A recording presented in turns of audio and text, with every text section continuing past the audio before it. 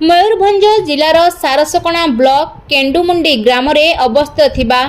Abani fisheries एवं aquatic माछ जांळ केन्द्रर proprietor engineer Ashwin Kumar महंत को श्यामल सुवर्ण आग्रो प्राली तरफ केंद्रीय कृषिरत महिला संस्थान भुवनेश्वर ठारे आयोजित एक कार्यक्रम में मत्स्य और पशुसंपद विकास मंत्री राज्यस्तरीय कृषि कॉन्क्लेव 2024 राज्य सफल मत्स्यचाषी सम्मान पुरस्कार प्रदान कर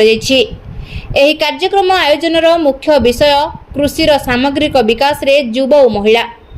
यह कार्यक्रम में मुख्य अतिथि श्रीजुक्त गोकुलानंद मल्लिक मान्यवर मंत्री मत्स्य और पशुसंपद विकास एवं क्षुद्र और मध्यम उद्योग विभाग मंत्री ओडिशा सरकार श्रीमती सुलोचना दास मेयर भुवनेश्वर श्रीजुक्त सुजित कुमार पूर्वतन राज्यसभा सांसद श्रीजुक्त पंचानंद कानूनगो पूर्वतन अर्थमंत्री डॉक्टर मिरिदुला देवी डायरेक्टर केंद्र कृषिरत महिला संस्थान श्रीजुक्त नीलमणि बिशोई विधायक सरड़ा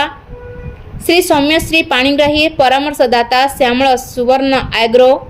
श्री गौरांगचंद्र दास प्रतिष्ठाता श्यामल सुवर्ण आग्रो उपस्थित थिले।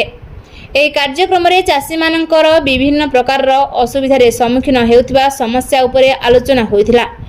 एठारे समस्त विभागर वैज्ञानिक मानकु निजे चाषी निजर समस्या उपरे पचारि बुझिथिले। कृषक और कृषि वैज्ञानिक मानक कृषि आलोचना मध्य जलवायु परिवर्तन और कृषि सफलता पथे श्री अन्न विकसित ओडिशा संगठन रे महिला और स्टार्टअप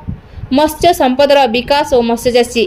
परिशेष रे केमिति गाँ मानकरे चाषी को सचेतन कार्यक्रम हेबो श्यामल सुवर्ण तरफरु करिवे बोली कहिथिले। मयूरभंजरु मुरारी मोहन महापात्रଙ୍କ रिपोर्ट ज्योतिप्रभा न्यूज।